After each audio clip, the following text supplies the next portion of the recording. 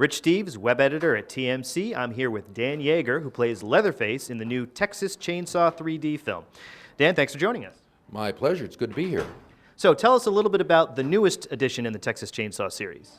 It's a direct sequel to the original 1973 Texas Chainsaw Massacre. There have been a number of iterations that have come since, but nobody ever continued that original storyline. And as fans, we just had to know what happened next when Sally got away. So that's what we did. And we shot it in beautiful 3D. Absolutely, and that's one of the things I'd love to talk to you about. Let's talk about that from an actor's point of view. What is it like to be in a 3D film? Is it any different from a standard film? Movement is actually very important. One of the problems, especially say you have a chainsaw, and you want to swipe your chainsaw at somebody. If the chainsaw breaks the frame on either side, it disappears for a moment in one eye. And so you have to be constantly aware of how things move. If they move too fast, you'll lose it completely. I'm not sure. It has something to do with frame rates and all that stuff, how it all goes together. But we had to always be very cognizant of how things were moving. I guess there was a Conan movie a few years back that they shot all this beautiful sword work, and they ended up having to put the sword back in digitally because it kept disappearing. And so, it was a matter of learning and figuring out marks, like, in normal 2D photography, I can pick a spot on a wall as a reference point. In 3D, that really doesn't work. The camera rigs are huge, and figuring out marks like where you want your chainsaw to line up, that's a different, and it's always in reference to the actual camera rig. Anyway, so it is different. There are certain things that you can't do in 3D that you have to be aware of. So 3D, we remember from the 50s, is sort of campy and hokey, but nowadays the technology is so great and it's so innovative. Why do you think it's made such a big comeback and it's so popular with audiences?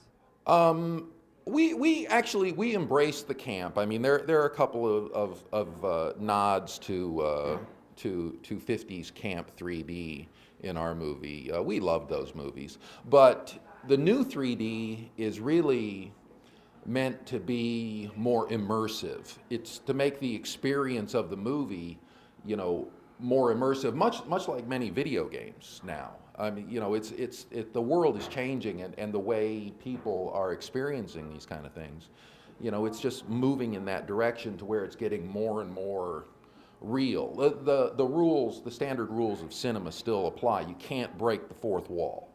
And if I'm constantly throwing stuff at you, as you're watching the movie, you're going to be taken out of the story. So, we resisted the impulse to do that, which is what a lot of 3D movies do, unfortunately. And so, but the whole idea is that it's just a more immersive environment. And I think as we become more accustomed to it, it becomes almost more necessary and more expected, to make the movie relatable. Absolutely, especially with horror movies, we want that extra little jolt of that chainsaw coming at us, and that's what 3D can deliver. Yeah, it turns up the dial, but like I say, you can cross a line that you shouldn't cross in involving, the audience in the story. And that's the one thing I was really impressed with the people who crafted this movie. That was one thing that really impressed me, that they didn't do that. And they didn't overdrive the 3D, with the way the technology works and the cameras. You can adjust, I believe they call it the point of convergence. And what that point of convergence is, pick an object like this microphone. You can move that microphone into this negative space so that it actually comes toward the audience. We would come along with it, but you pick, where you want that point of convergence. And most 3D movies in the past have always really overdriven that, and really tried to poke stuff out into the theater space. And we didn't do that. Most of the movie occurs, it's more like looking through a window. but it's you know, there just aren't that many subliminal cues anymore that it's a movie. And so that's what intensifies, I think, the experience. Yeah, you talked about the immersive nature of this technology, and the 3D technology has grown in leaps and bounds over the last couple of years. Let's take a little bit of a peek forward into the future. Where do you see the future of movie-going experiences headed?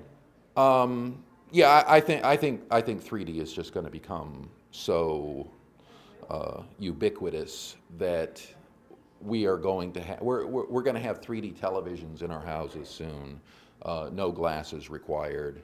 And actually, I imagine that theaters will go that way in the foreseeable future. Whether it's 5 years or 10 years, I don't know. But I imagine that pretty much every movie is going to be produced 3D. And I think they're gonna realize too that there's a huge archive of movies that are going to be easily converted because most of them come out of a computer. And so, you know, I think, yeah, we're going to be watching our evening news in 3D. Sporting events are great in 3D, and they're already broadcasting quite a few of those. Yeah, I see nothing but good. And 3D is really embraced around the world. Actually, probably more so than here because, you know, the rest of the world doesn't quite have the history with 3D that we did. Absolutely. To shift gears a little bit, another aspect of technology that we cover here at TMC is social media, and we see that social media has become more and more important in films, blogging, websites, Twitter, Facebook pages. How do you see social media as a venue for promoting movies and getting the word out and building an audience? Well, it's essential. You know, I mean, that's how we communicate now. You have an online presence. You know, the internet has just joined us all in such a profound way. There's no escaping it anymore. If you know, if you aren't reaching, there's probably a huge segment of the market that you won't reach any other way now. And so, yeah, it's absolutely critical. And I want to give the audience a chance to follow you, Dan, on Twitter. Are you on Twitter? I am at Dan Leatherface. That should be easy to remember. That's what I figured. Well, Dan Yeager, thank you for joining us. Texas Chainsaw 3D is now in theaters, so if you want to see this man pointing a chainsaw at you and getting in your face in 3D, check it out. Thanks, Dan. Thank you. It's been a pleasure.